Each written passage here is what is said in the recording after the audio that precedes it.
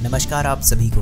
बात करते हैं आज उत्तर प्रदेश यूपी की सबसे बड़ी महत्वपूर्ण काम की खबरें, क्योंकि इंपॉर्टेंट खबरें इसलिए आ रही है क्योंकि यूपी के मौसम के बारे में खबरें हैं, साथ ही साथ में जो किसान भाई लोग हैं उनके लिए भी अच्छी चीज़ देखने को मिल रही है। और वहीं भी आपको सबसे बड़ी चीज़ SBI के जो ग्राहक हैं उनके लिए भी एक बहुत बड़ा ऐलान ले लिया गया है। और उसी के साथ साथ में जिनके पास पेटीएम यूज़र हैं उनके लिए भी बड़ी अपडेट देखने को मिल रही है। और सारी जितनी भी बड़ी खबरें निकल कर आ रही हैं उन सभी को विस्तार से जानेंगे ताकि आपको हर खबर से रूबरू हो सको। चलिए शुरू करते हैं। सबसे पहले जान लेते हैं उत्तर प्रदेश यूपी के मौसम के बारे में। बदलने जा रही है यूपी का मौसम, 5 दिनों तक होगी बारिश, बिजली कड़कने और आंधी तूफान की चेतावनी। आपको बता दें राजस्थान में 29 से 30 मार्च और पूर्वी उत्तर प्रदेश में 29 से 31 मार्च के बीच, राजस्थान में 29 से 30 मार्च और पूर्वी उत्तर प्रदेश में 29 से 31 मार्च के बीच में बारिश होने की पूरी खबर बताई जा रही है, जो मौसम विभाग की तरफ से जानकारी आई है। आपको बता दूं उसी के साथ साथ वहीं पूर्वोत्तर भारत में 30 मार्च से लेकर 1 अप्रैल के बीच में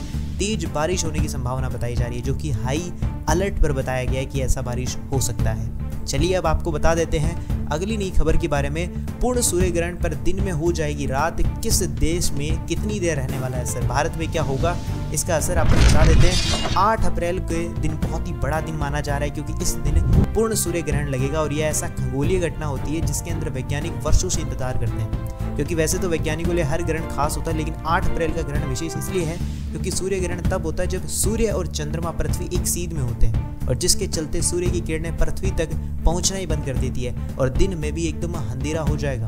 और वाकई में आपको बता दें वैज्ञानिकों के अनुसार 2024 का ये पूर्ण जो सूर्य ग्रहण है वो 50 सालों से सबसे लंबा ग्रहण होने वाला है। और यानी इस दिन पृथ्वी के दिन दौरान लंबे समय तक रात जैसा नज़ारा आपको देखने को मिलेगा, क्योंकि आपको पता है बिना सूर्य की रोशनी के देखा जाए तो रात ही हो जाती है जैसे रात के समय होती है। चलिए इसी के बाद आपको बता देते हैं अगली बड़ी खबर।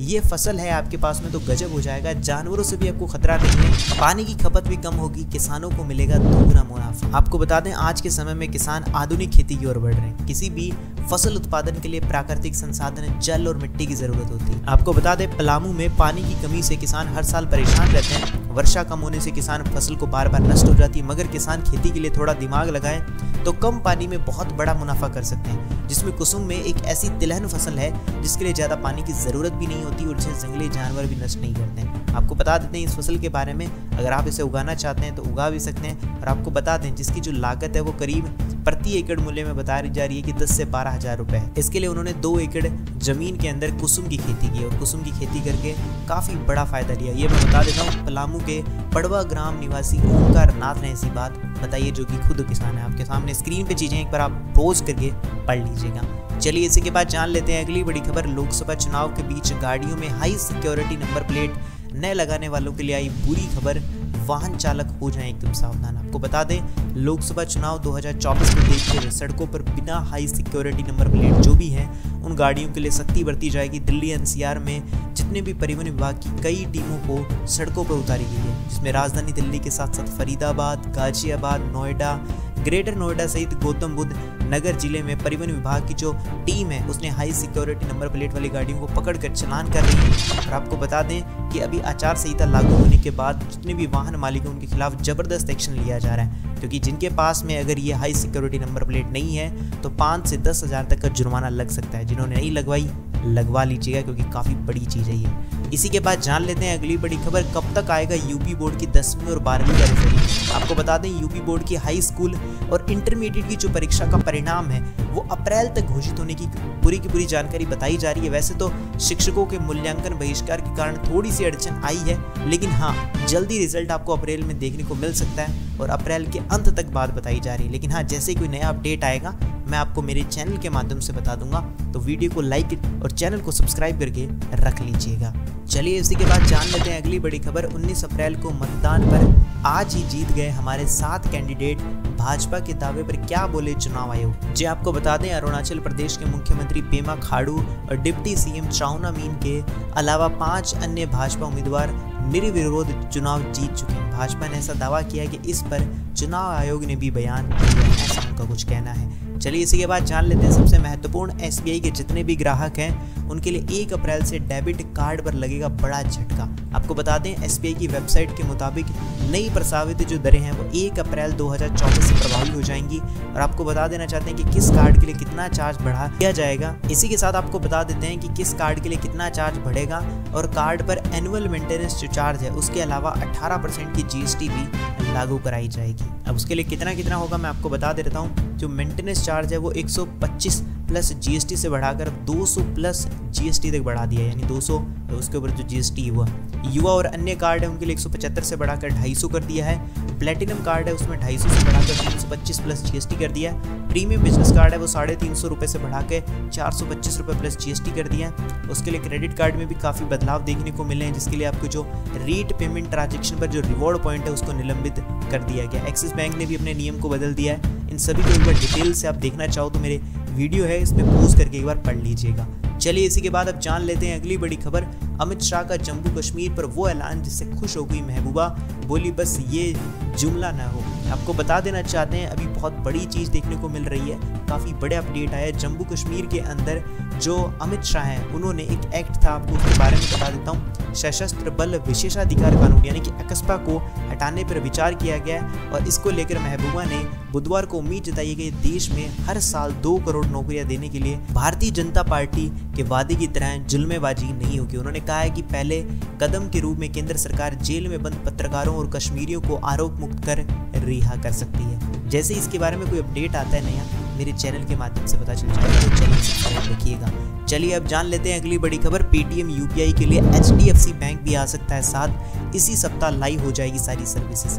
आपको बता दें पेटीएम ऐप पर येस बैंक और उसके लिए जितने भी हैंडल्स हैं @PTYES और एक्सिस बैंक के PTA एक्सिस हैंडल से लाइव हुआ है। RBI ने पेटीएम पेमेंट बैंक को 15 मार्च से सभी सेवाओं को बंद करने के लिए कहा था, लेकिन उसी के बाद 197 कम्युनिकेशन प्लेटफॉर्म पर अनुमानित 3 करोड़ के मर्चेंट हैं। अब पेटीएम ऐप भी गूगल पे, अमेजन की तरह UPI सर्विस देता रहेगा, क्योंकि उन्होंने HDFC और SBI इस सप्ताह पेमेंट सर्विस प्रोवाइडर के बैंकों के रूप में लाइव हो सकते हैं। तो जितनी भी आपकी जो UPI मर्चेंट ID थी, पहले आपको @Paytm मिलता था, अब आपको @PT करके उसके बाद जो भी बैंक उनका है, येस बैंक है तो येस बैंक का होगा, एक्सिस का है तो एक्सिस का होगा, ऐसा करके कर दिया है। बाकी हाँ, जहाँ तक उनकी सर्विसेज चालू रहेंगी उसमें किसी प्रकार की कोई बाधा नहीं आने वाली है। बाकी HDFC है और SBI उसका भी कुछ आएगा, तो वो भी मैं आपको मेरे चैनल के माध्यम से बता दूंगा। तो काफ़ी बड़ी चीज़ देखने को मिल रही है पेटीएम की तरफ से।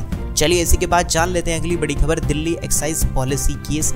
जी आपको बता दें CM केजरीवाल को राहत नहीं, हाईकोर्ट ने कहा बिन विस्तार से सुनवाई के आदेश नहीं दे सकते। आपको बता दें सुनवाई के दौरान हाईकोर्ट ने यह भी पूछा है क्या हिरासत में पूछताछ के दौरान क्या ED को कोई अतिरिक्त जानकारी या सबूत मिले हैं। आपको बता दें अभी दिल्ली के कथित शराब घोटाला केस को लेकर जेल में बंद मुख्यमंत्री अरविंद केजरीवाल को बुधवार यानी 27 मार्च 2024 को राहत नहीं मिली है। जी हाँ, दिल्ली हाईकोर्ट ने आम आदमी जो पार्टी यानी आपकी सरकार के संयोजक को अंतरिम रिहाई की मांग वाली याचिका पर फौरन आदेश से मना कर दिया। अदालत ने कहा है कि बिना विस्तार से सुनवाई के आदेश नहीं दिया जा सकता है। केंद्रीय जांच एजेंसी जो भी है यानी जो ED है उसको जवाब देखना भी जरूरी है। तो अब देखना होगा कि कब कुछ इसमें नया अपडेट देखने को मिलेगा। अभी तक के लिए तो कोई जानकारी नहीं आई है, लेकिन हाँ 2 अप्रैल 2024 तक ED को हाईकोर्ट में जवाब दाखिल करना है, जबकि मामले में जो अगली सुनवाई है वो 3 अप्रैल 2024 को होने वाली है। और वहीं CM अरविंद केजरीवाल ने याचिका में अंतरिम रिहाई की मांग की थी और गिरफ्तारी को गलत करार दिया था। चलिए इसी के बाद जान लेते हैं अगली बड़ी खबर। नितिन गडकरी ने दाखिल किया नामांकन। PM मोदी के हाईवे मैन ने चुनावी मैदान में फिट होगी ताल। आपको बता दें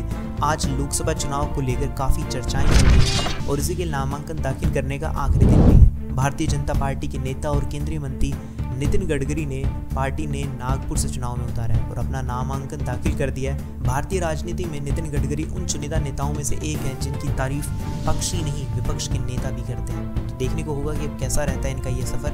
और सबसे बड़ी इंपॉर्टेंट चीज़ है कि इनका नामांकन दाखिल कर दिया गया। चलिए इसी के बाद जान लेते हैं अगली बड़ी खबर। किसानों के लिए राहत भरी खबर देखने को मिली है। 5 लाख टन प्याज खरीद सकेगी सरकार।